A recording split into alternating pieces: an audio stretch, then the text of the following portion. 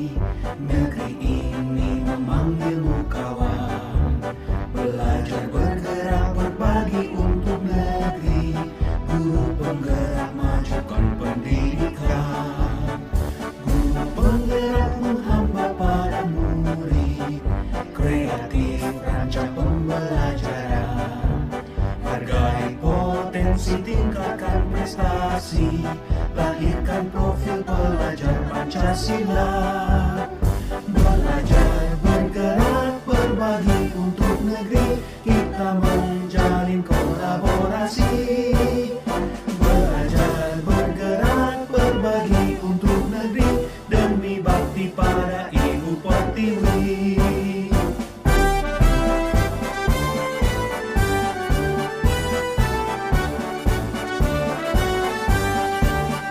Bulatkan tekad, kuatkan hati. Negeri ini memanggilmu kawan. Belajar bergerak berbagi untuk negeri. Guru penggerak majukan pendidikan. Guru penggerak menghamba pada murid. Kreatif rancang pembelajaran. Hargai potensi, tingkatkan prestasi. Assalamualaikum warahmatullahi wabarakatuh. Yang terhormat Bapak Kepala Sekolah, Bapak Ibu Guru yang saya banggakan, alhamdulillah pada hari ini kita dapat berkumpul dalam acara diseminasi yang akan saya laksanakan. Sebelumnya saya berterima kasih kepada Ibu dan Bapak Guru yang telah hadir pada kesempatan kali ini. Ini adalah salah satu tugas saya sebagai guru penggerak untuk menyelesaikan modul 1-4 ya. Di sini saya mempelajari modul 4 modul dan ini adalah modul 1 yang terakhir, yaitu modul keempat mengenai budaya positif. Nah, ini tugas saya adalah menyebarkan pemahaman dan pengalaman budaya positif. Boleh Pak Yen? Menyebarkan pemahaman dan pengalaman budaya positif. Nah, salam bahagia Ibu dan Bapak Guru hebat. Selamat pagi. Mari belajar bersama, berkolaborasi, saling mendukung demi perwujudan budaya positif di lingkungan sekolah kita tercinta. Mohon maaf sebelumnya kepada Ibu dan Bapak senior, saya bukan bermaksud untuk menggurui, tapi saya ingin berbagi ilmu dengan Ibu dan Bapak. Nah, ini konsep budaya positif yang saya pelajari. Yang pertama ada perubahan paradigma belajar, kemudian disiplin positif, kebutuhan dasar manusia, motivasi perilaku manusia, posisi kontrol, keyakinan kelas, dan segitiga restitusi. Nah, langsung saja ke pembelajaran dengan paradigma baru. Nah, ini pembelajaran dengan paradigma baru ini erat kaitannya dengan kurikulum merdeka. Nah, ini pembelajaran dengan paradigma baru dirancang berdasarkan prinsip pembelajaran terdiferensiasi sehingga setiap siswa dapat belajar sesuai dengan kebutuhan dari tahap perkembangannya untuk mewujudkan profil pelajar Pancasila. Sebelumnya mungkin Ibu dan Bapak telah mendengar mengenai konsep pembelajaran terdiferensiasi. Sudah atau belum? Ya, karena kita baru masuk ke kurikulum merdeka ya. Nah, ini pembelajaran di kelas kita itu masih dalam kondisi pembelajaran yang klasikal ya. Jadi klasikal di sini tidak disesuaikan dengan kebutuhan siswa atau karakteristik murid. Nah, jadi pembelajaran terdiferensiasi ini murid itu dikelompokkan berdasarkan karakternya ya dengan cara tes diagnostik. Tes diagnostik ini dilakukan biasanya di awal pembelajaran ya atau awal tahun pembelajaran. Nah, ini untuk pada akhirnya untuk mewujudkan profil pelajar Pancasila. Profil pelajar Pancasila ini mempunyai 6 dimensi. Apa saja Ibu dan Bapak? Ada yang tahu mungkin? Ya. Profil dimensi pelajar Pancasila ini ada 6 ya. Yang pertama seperti Ibu udah tahu belum yel-yel mengenai pelajar Pancasila? Nah, itu ada ya lagunya seperti ini.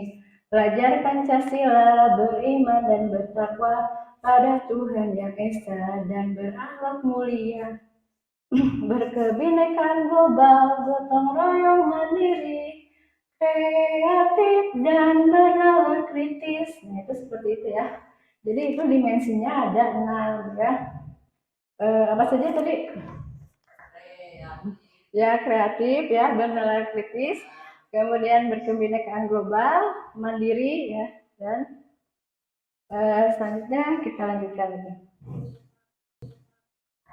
Nah, Ibu dan Bapak, apa itu disiplin positif?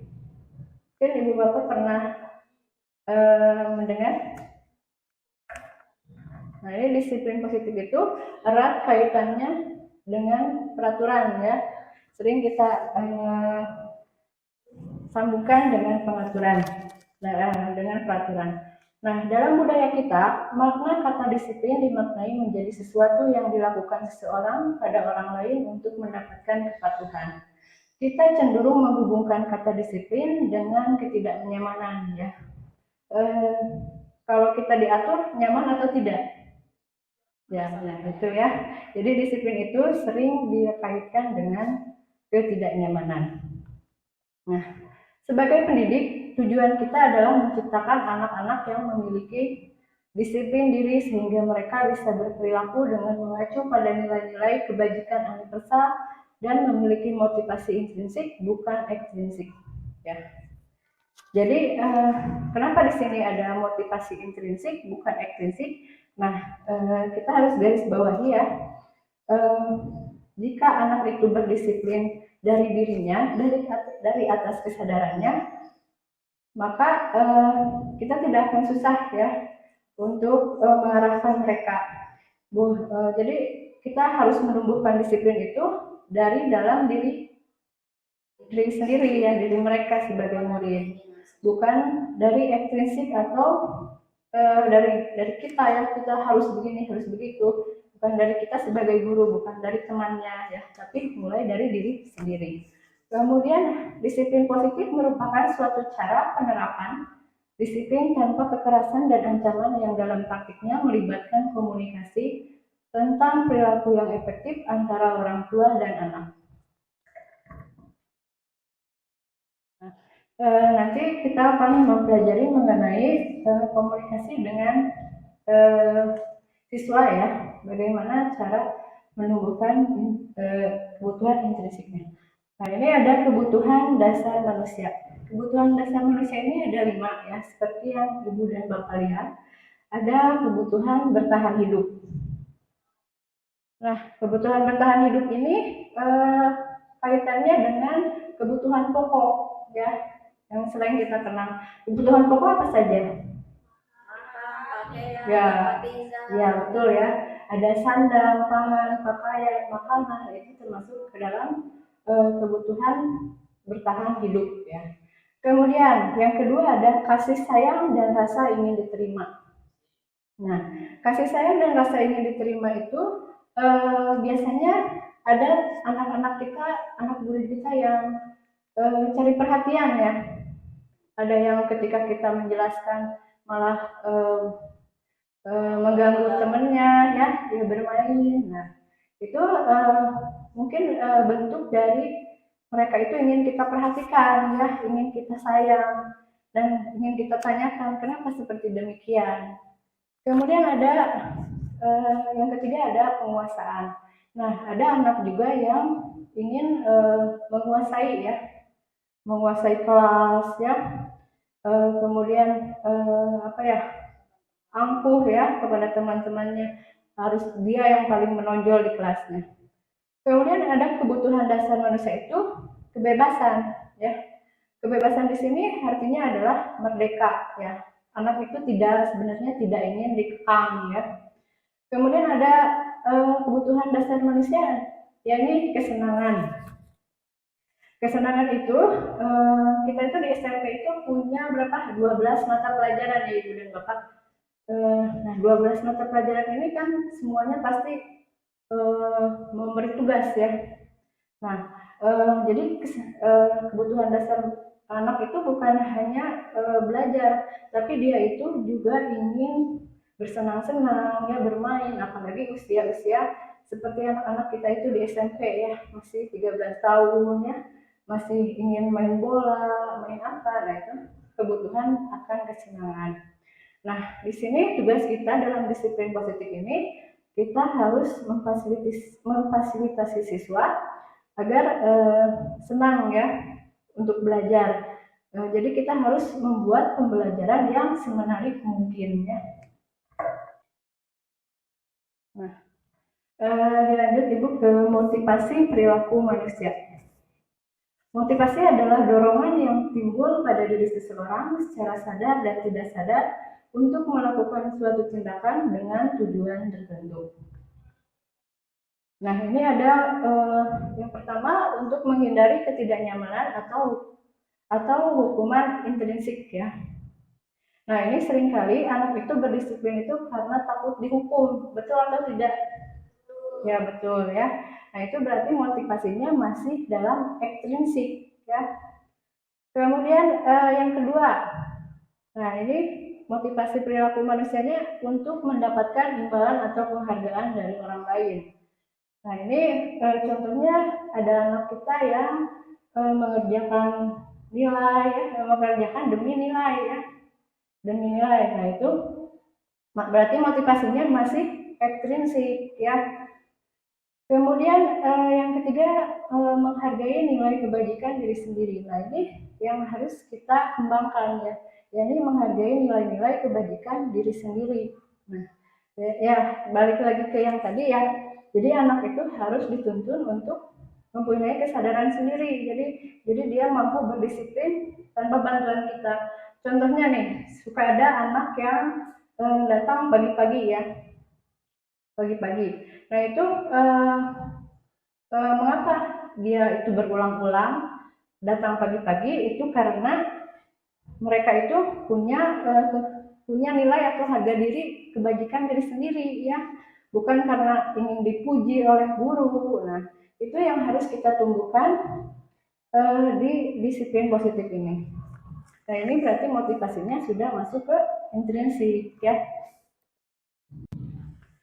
Nah, di konsep disiplin ini ada juga identitas gagal. Identitas gagal di sini ada hukuman ya. Hukuman itu tentunya bersifat menyakitkan ya, membuat tidak nyaman, kemudian membuat murid takut, kemudian murid menyembunyikan kesalahan, murid menjadi rendah diri ya. Nah, ini yang paling bahaya itu adalah murid menyembunyikan kesalahan. Nah, seringkali kan murid itu tidak jujur ya untuk menutupi kesalahannya. Kemudian identitas gagal yang kedua itu adalah penghargaan. Nah, ini penghargaan. Penghargaan itu bisa berdampak positif dan bisa berdampak negatif ya. Nah, ini sebenarnya penghargaan itu tidak efektif ya. Tidak efektifnya itu karena misalnya, nah ini dampaknya merusak hubungan atau menumbuhkan sifat iri ya. Misalnya nih, ibu dan bapak memberi reward kepada anak yang pintar ya, memberikan hadiah atau pujian. Nah, itu akan membuat anak-anak lain iri ya. Ah, si eta deui gitu ya. Nah, yang jelas nanti akhirnya akan yang ketiga, yaitu mematikan kreativitas mereka. Ah, udah ada si A, jadi nggak usah capek-capek berprestasi gitu. Nah, kemudian menghukum dengan sistem ranking. Ini pengalaman saya ketika SMA ya. Nah, ketika SMA ini kami itu di kelas 10 di ranking 1 sampai 40 ya. Nah, yang diumumkan itu ranking dari 1 sampai 3 dan tiga terakhir ya. Nah itu menurut Bapak dan Ibu baik atau tidak? Nah itu ya tidak ya, karena akan menyebabkan anak itu minder ya. Saya juga masih ingat siapa tuh yang ranking 3 dari akhir sampai sekarang itu teringatnya ya. Jadi itu penghargaan itu menurut ini tidak baik ya. Nah akan merampas dan tidak menghargai dirinya ya. Nah, kemudian kita ubah dengan konsep disiplin dengan identitas sukses. Nah ini Ibu dan Bapak tahu apa itu konsekuensi? Konsekuensi itu artinya tanggung jawab atas perilaku-perilaku yang telah dilakukan ya.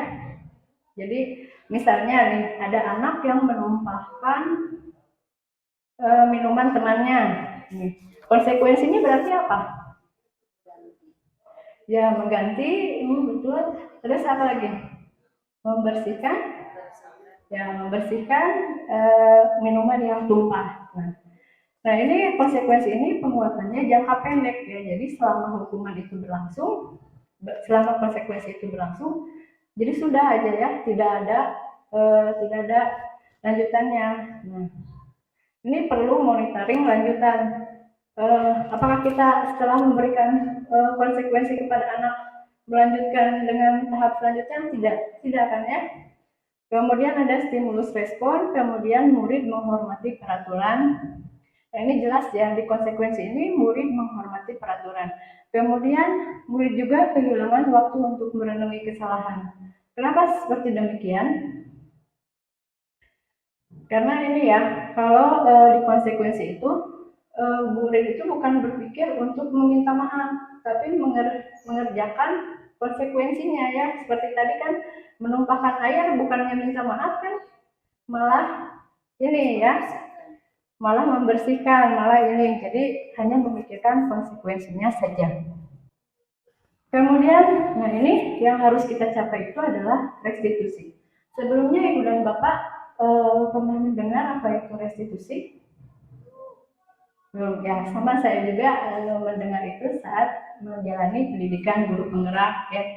Saya baru tahu restitusi itu sebagai solusi mendisiplinkan anak ya. Nah ini di restitusi itu murid bertanggung jawab untuk perilakunya.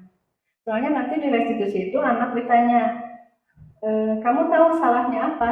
Gitu. Kamu tahu letak salahnya di mana? Nah, kemudian fokus pada pemecahan masalah jangka panjang. Kemudian murid menghormati dirinya dan orang lain. Nah ini kenapa murid menghormati dirinya dan orang lain?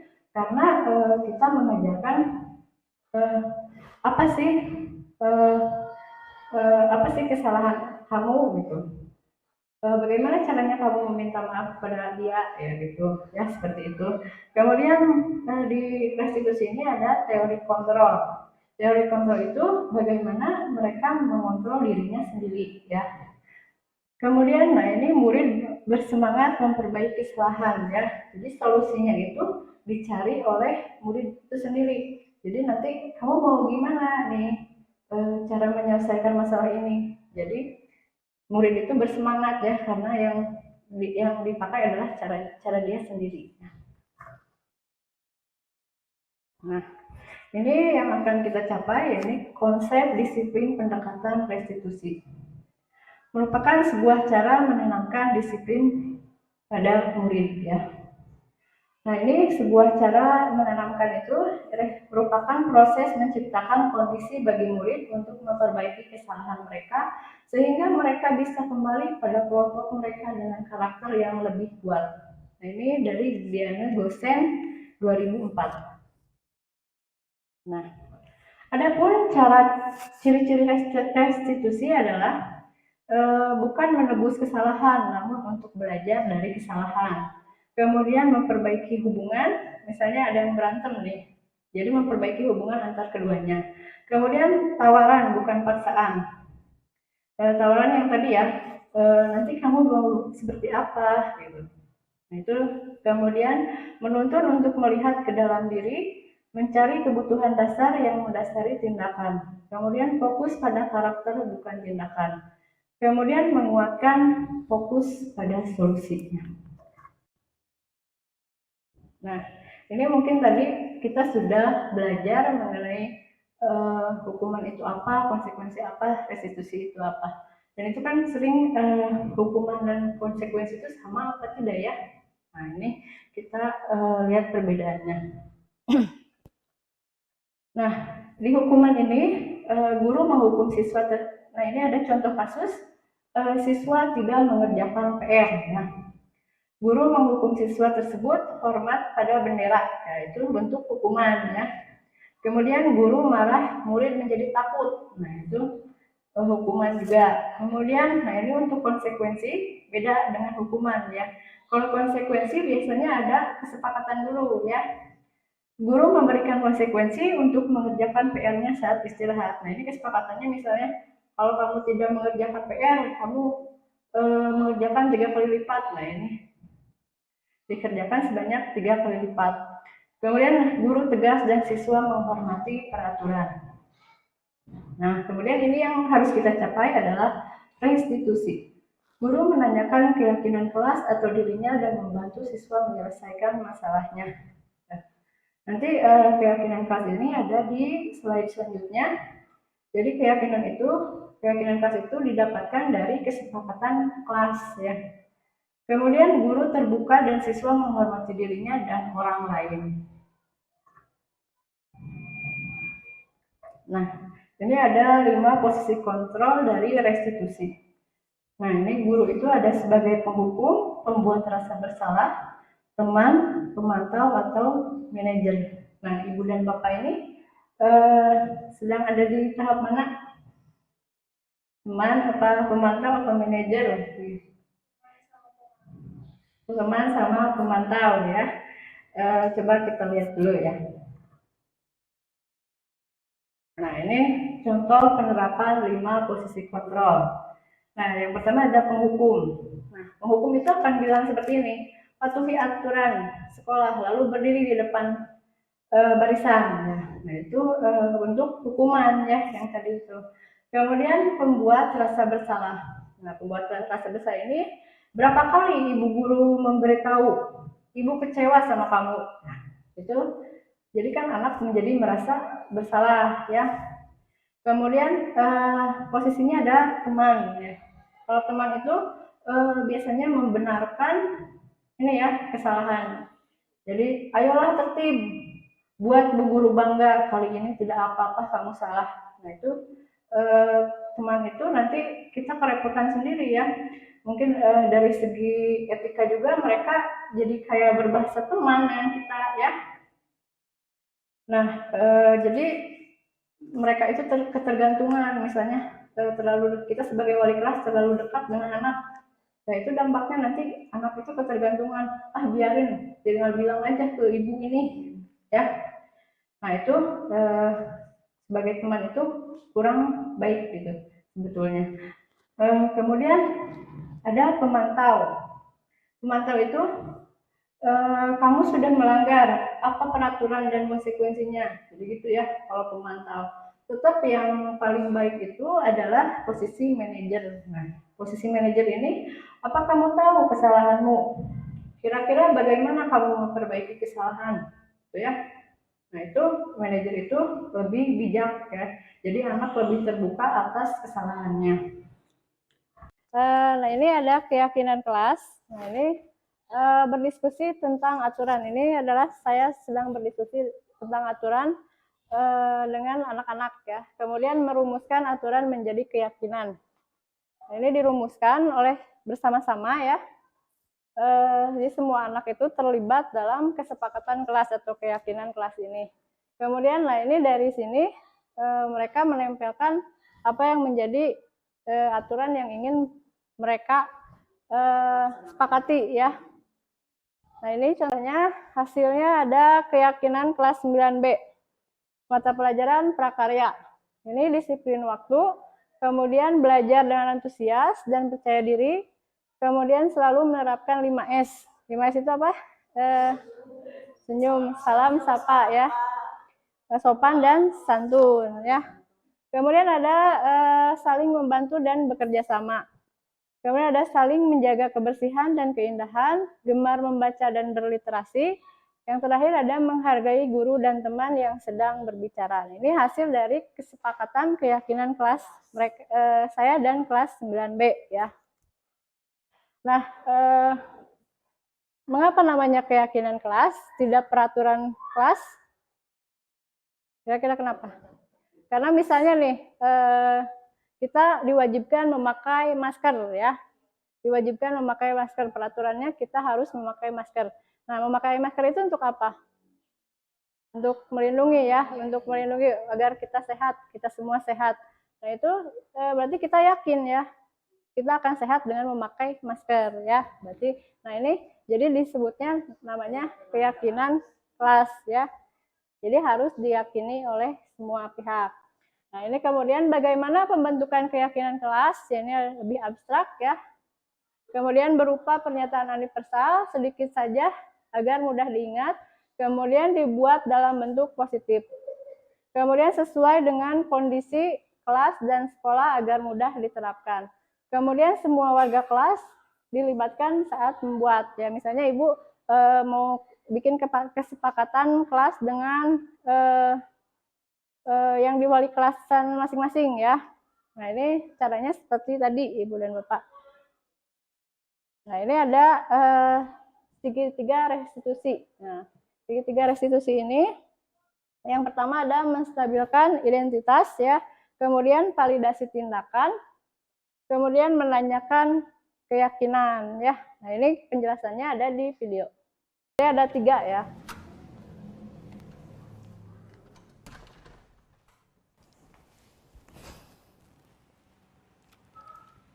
Siang Sarah. Siang, Pak. Sudah lama nggak ketemu Sarah. Kenapa hari ini ada di sini? Kesel, Pak. Kesel banget. Masa aku dikatain tukang fitnah, Pak? Ya aku marah lah. Aku balik ngatain Eka di depan kelas. Kesel banget. Oh, begitu. Ya pasti kamu marah dan kesal. Bapak juga akan marah apabila ada yang menuduh Bapak seperti itu. Kemudian, pada saat itu, kamu mau melakukan apa? Ya saya langsung ngatain Eka lah, Pak. Kesel banget. Saya bentak-bentak dia depan teman-teman lain. Oh, begitu. Pasti kamu Ini melakukan validasi seperti itu tindakan yang karena salah, suatu alasan ya. tertentu, bukan? Iyalah, masa saya diam saja, Pak? Yang kedua. Ya saya bela diri lah. Masa saya dituduh tukang fitnah? Ya wajarlah. Mempertahankan harga diri itu sesuatu yang penting buat kamu. Untung kamu tidak bertindak lebih gegabah lagi. Hanya membentak-bentak. Iya, Pak. Untung saya masih bersabar dan hanya membentak saja. Sudah gemes padahal. Saya pasti bela diri lah. Ya pasti ya. Tapi kamu memilih untuk tetap bertahan dan bersabar. Kamu memilih untuk tidak berbuat lebih parah lagi, bukan? Iya. Nah, Jadi anak sekarang coba kita lihat lagi. Tindakan kamu yang bentak-bentak Eka di kelas. tadi keyakinan kelas Tindakan yang kamu telah itu disepakati. kira-kira sesuai dengan keyakinan kelas atau prinsip kamu tidak? Enggak lah, Pak. Capek, Pak, jadi pemarah. Jadi keyakinan atau prinsip mana yang kurang sesuai dengan keinginan kamu? Ya, saya sebenarnya sangat menghargai orang lain. Mungkin saat itu saya menjadi emosi, jadi tidak menunjukkan sikap itu. Kamu meyakini tidak? Menghargai orang lain itu penting buat kamu. Yakinlah, Pak. Iya, setuju. Kita harus saling menghargai. Namun, ada juga keyakinan yang kita sepakati yang perlu kita jalankan apabila kita sedang marah, bukan? Ya, saya bisa lebih proaktif, mulai dengan diri sendiri. Saya bisa jadi lebih bersabar, mengambil waktu jeda untuk berpikir mau apa selanjutnya. Kira-kira kamu bersedia memperbaiki masalah ini tidak? Bersedia, Pak. Kalau kamu memperbaiki masalah ini, kamu akan menjadi orang seperti apa? Saya akan menjadi orang yang bertanggung jawab kali ya, Pak. Dan senantiasa proaktif. Iya, menurut kamu bagaimana rasanya menjadi orang seperti itu? Ya nyaman lah, bangga bisa bersabar dan menahan diri. Baiklah kalau begitu. Yuk kita pikirkan bagaimana memperbaiki masalah ini. Nah, seperti itu ya Ibu dan Bapak. Iya, jadi mereka punya kesadaran secara intrinsik ya. Mereka punya solusi atas permasalahan yang telah mereka buat ya. Nah, mungkin sekian dari saya ya.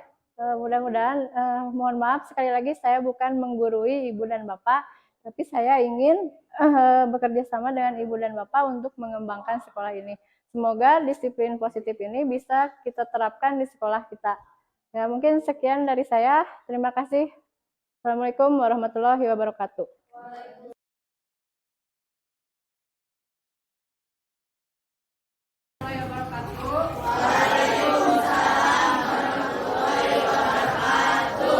Bagaimana kabarnya hari ini? Alhamdulillah, luar biasa. Alhamdulillah ya, kita sudah masuk ke semester 2. Bagaimana nilai kemarin, memuaskan atau tidak? Kelas ini masih belum, Ibu lihat masih belum tertib ya. Masih soal mengumpulkan tugas masih ada yang telat ya. Kalian, nah jadi kemarin yang ngumpulin itu hanya satu kelompok ya. Nah untuk kelas kita yang lebih tertib, coba tuliskan ya di sini kalian punya impian apa untuk kelas ini ya. Ibu bagikan sticky note ini, nanti kalian tulis, kalian tempelkan di sini. Jadi kelas yang seperti apa yang ingin kalian bangun ya. Coba dituliskan di sini. Misalnya, Bu, saya mah ingin kelas yang tertib, pengen temennya datang tepat waktu, kemudian ingin meningkatkan kerjasama ya. Nah, ini boleh kalian tulis ya impian kelas kalian. Coba ya, ini membagikan. Sudah apa belum? Kalau sudah boleh ditempel.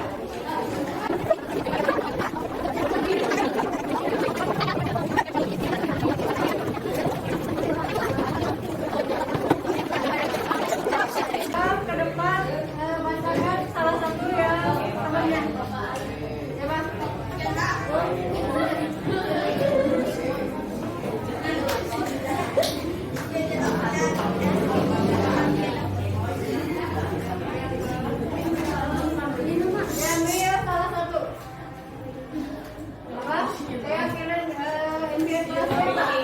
Menjadi lebih baik.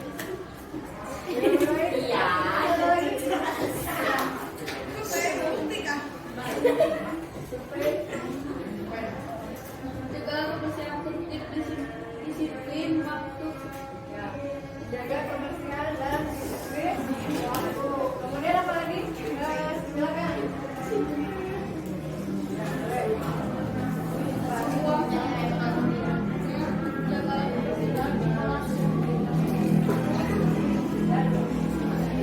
Ada satu orang lagi nggak? Boleh, siapa? Coba lihat dulu yang menurut Amel yang sesuai dengan keadaan kelas. Sesuai.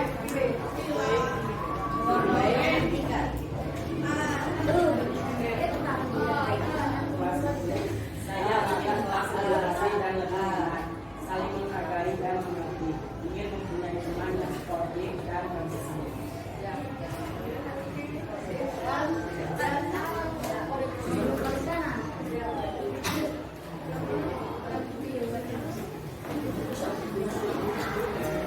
Saya ingin teman-teman saya lebih disiplin dalam mengerjakan tugas ataupun dalam melakukan aktivitas lainnya. Saya ingin menunjukkan sikap toleransi terhadap teman-temannya, saling menghargai dan memberikan informasi. Ya, terima kasih Alfian. Ada satu orang lagi wanita. Lihat yang itu dengan keadaan kelas.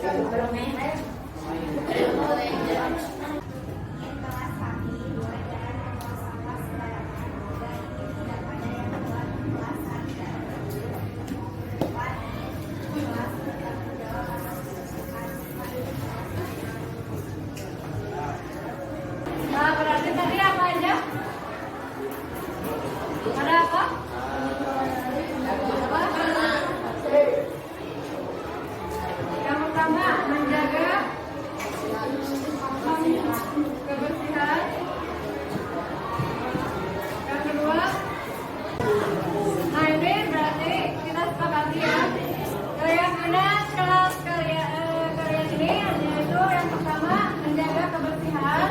Kemudian apa lagi?